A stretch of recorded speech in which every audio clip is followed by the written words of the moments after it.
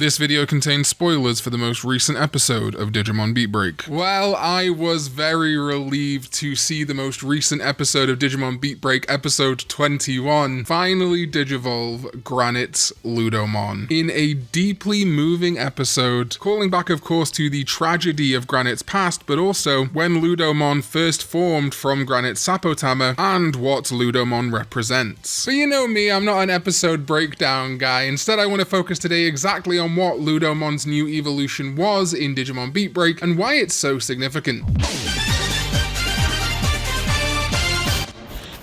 What is up, digital companions? My name is Karn EX and welcome back to another video. And yes, it felt good to finally see Ludomon digivolve into Tia Ludomon. I have covered some people's theories before that Ludomon was going to become Stegomon or a brand new Digivolution, but I think it's actually quite nice to have Ludomon become its traditional Tia Ludomon evolution. If you're not familiar with the Ludomon kind of default evolution line, it goes from Ludomon to Tia Ludomon to Raiji Ludomon, which I think is interesting and I'll talk about in a little bit, and then Braiwa Ludramon before DNA digivolving with Durandamon to become Ragnar Lordmon. First of all, it's great to see Tia Ludomon in the anime. The reason this is so important, first of all, is that it's never happened, same as Ludomon. Tia Ludomon has shockingly few outings. Digimon New Century, the Pendulum version 20th, and the Vital Bracelet, as well as a few appearances in the card game. I love that it gets this wolf-like aspect to it while retaining its shields, in fact gaining stronger shields and increased speed. Its reference book listing saying that it gets even more durable while gaining superb fleetness of foot. That's why it's wolf-like, it's like fast as a wolf. The Ludomon line is very interesting. They belong to the Legend Arms, and it's been quite the month for the Legend Arms in general. First of all, in this episode, we saw animated for the first time ever. We have never seen this outside of, well, really art. The armorless Ludomon. It's something many people have talked about a lot before, but basically we've only ever seen this in art for social media by Kenji Watanabe, showing what Ludomon would look like under the armor. I love that this episode used that kind of jokey form, the armorless Ludomon, to illustrate almost breaking down the barriers, the things that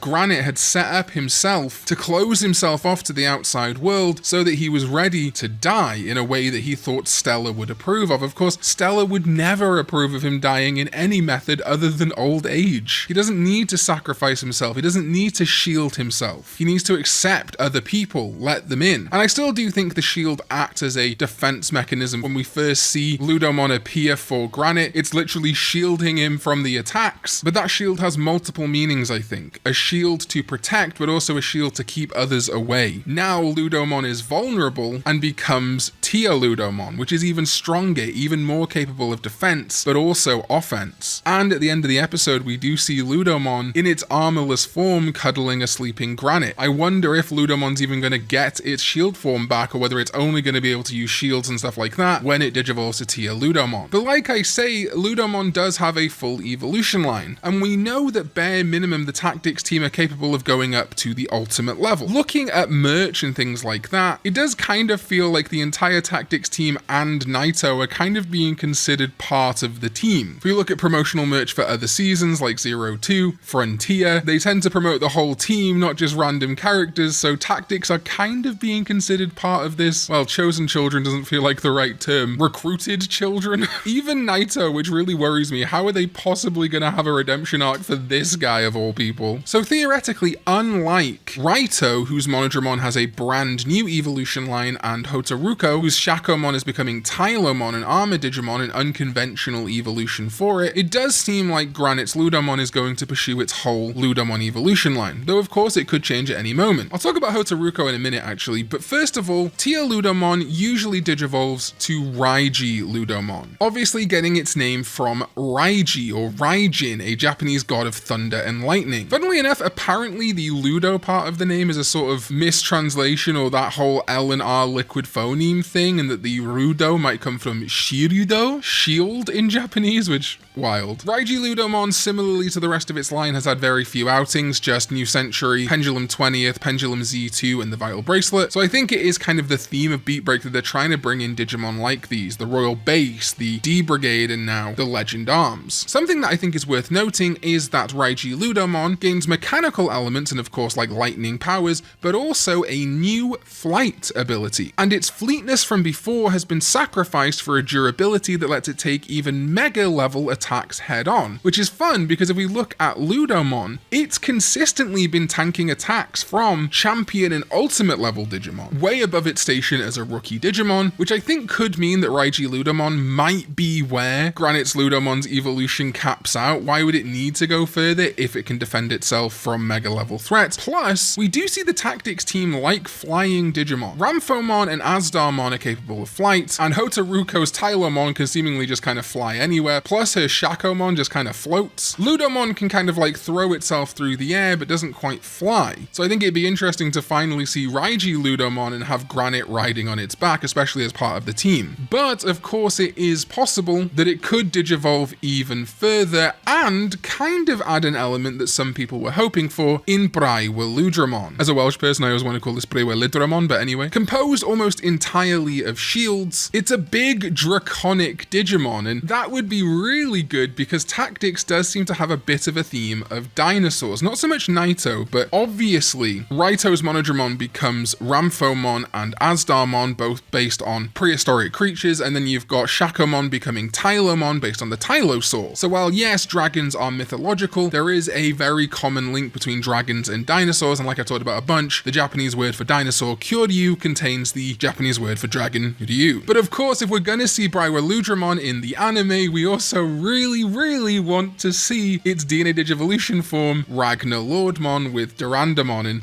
I just don't think there's enough time for this to happen. It would be sick, don't get me wrong, I'd love to see Ragnar Lordmon animated because much like the rest of the Ludomon line, it has sparse outings, really its main things being the TCG these days, and even that not so much. It's a shame because the Zubamon line, and Zubamon as the 20th anniversary Digimon, has been featured in much more media, even Digimon Story Time Stranger very recently. And while not having a ton of outings, the line does tend to get more. The Zubamon line is also part of the Legend Arms group, which is why Durandamon and Braiwa Ludramon come together to make Ragnar Lordmon. We have technically seen Zubamon line evolutions in the show already. One of the babies in Kyo's daycare is a Sakumon, the very smallest baby form of the Zubamon line. It would seem weird to me unless this Sakumon gets partnered with someone that already exists, for example, Hitomi or maybe even Asuka, Tomoro's brother. That would be the only way, in my opinion, I would see a main character DNA Digivolve with a random other Digimon. If this Sakumon got partnered with one of those two people or someone else, Digivolved up to a Durandamon and then DNA Digivolved to Ragnar Lordmon. I'm not saying it's impossible, I'm certainly very happy we got Tia Ludomon, but given there is still apparently the rumor that this is 49 episodes, it hasn't been confirmed by Toei, so this could change. That's a lot to fit into one season. It should also be noticed it's been like a pretty great time for the Legend Arms in general recently. Like I say, Ludomon and its armorless form plus Tia Ludomon in this episode, and we've also recently had the release of the Cross Wars colors, which have Armamon and Omega Armamon Burst Mode, which are Legend Arms Digimon, which until this point were very similar to the Hyokomon situation, only ever appearing in Digimon Story Super Cross Wars Red and Blue. Literally no other outings until the Digimon Color Cross Wars 15th edition, not even the TCG. Now, do I think Armamon and Omega Armamon Burst Mode are likely to show up in Beatbreak? No, but it is a good time to be a Legend Arms fan, which historically it hasn't been. The real outlier now is what's going on with Spardamon. We saw Spardamon in Digimon Adventure 2020, but really hasn't had a great deal going on for it since. It's the weird outlier, I would say, of the Legend Arms group, not having its own dedicated evolution line similar to Zubamon and Ludomon, instead just kind of being their spear, their Sparda. Obviously it got a good outing in Cross Wars and Cross Wars related media, and funnily enough, of course, Super Cross Wars Red and Blue, and while it has showed up across the franchise more than some of the members, it hasn't really had a super time to shine, especially in the anime recently, or even in video games like Time Stranger. So I'd love to see Spardamon come back and have a big Legend Arms reunion, but I just don't think this is the show for that right now, but I'd love to be surprised. Speaking of the show, unfortunately, Digimon Beatbreak is on a hiatus this week. I don't think they stated a reason why it's not going to be airing March 8th, There are some things like the World Baseball Classic at the Tokyo Dome. I'm not entirely sure. I'm sure they've stated a reason somewhere, but obviously a lot of that documentation is in Japanese. Doesn't really matter. All that matters is that they're taking a week off. Interestingly, Beatbreak actually returns the same weekend as the Digimon and Bandai in general TCG World Finals. I don't think there's going to be a ton of lineup there, but I think it's interesting and it might give us some indication that we're going to see some new Beatbreak cards perhaps at the TCG World Finals revealed or around the World Finals. And there's always that hope. We're still hoping that we're going to see Digimon Elysian revealed either here or probably more likely Digimon Con. People have talked a lot about how funny it is how Digimon Story Time Stranger stuff lined up with Pokemon reveals. It would be hilarious if now Pokemon Champions has an April release date, that Digimon Elysian's also coming out in April. That would be great. But I don't think it's too bad. They didn't end on a cliffhanger or anything this week. It's a nice resting point, and I do think we are heading towards the next arc, as we're kind of basically seeing wrap up for the villainous side of the Tactics members. This week, definitely with Proganomon's drill tombs, cemented that Raito finally realized what he was actually doing. He wasn't just capturing people for the 5 stars, he was dooming them to cold heart and death. Otaruko seemingly on Raito's side, and of course, Ludomon digivolving to Tio Ludomon was pivotal in the fight against Gigasmon and Naito. We see at the end Granite basically being folded into the team. They're all there in the forest. As I talked about earlier, I am curious then what that means for Hotaruko's evolutions. Shakomon to Tylomon, where do we go from here? I think it would be unlikely for her to get a brand new Digimon at the ultimate level. I think Raito is kind of like the member of Tactics that's getting that sort of treatment, but honestly we could see any Digimon there. I think Sharkmon would fit her well, but I also think there's probably a likelihood they're going to start leaning into some stereotypical stuff. Maybe we'll see more feminine Digimon evolving from Tylomon. I don't know, but I'm very curious to see it, and now I really want to know if Azdarmon, Raito's ultimate, is going to get a dedicated brand new Mega too. Let's see how many bipedal Megas we can avoid this season. But anyway, that is my thoughts on basically Ludomon, honestly, and its evolution so far, but also I'm very excited. This is my favorite Digimon anime we've had in quite some time. It's really rocketing up there, and if this can stick the landing, this is easily top 3 or maybe even top 1 Digimon anime of all time. I listen to Mad Pulse almost every day. Thank you to my sovereigns, ZDK14, Lupus Lichlord, and Jeremy Babineau over on patreon.com/Karn EX, and everyone else who supports me over on Patreon too. You guys really are the best. I appreciate it now especially, and everyone here on YouTube too. Thank you so much for the recent signups. Hope you're enjoying the exclusive videos and early access, and I'll see you next time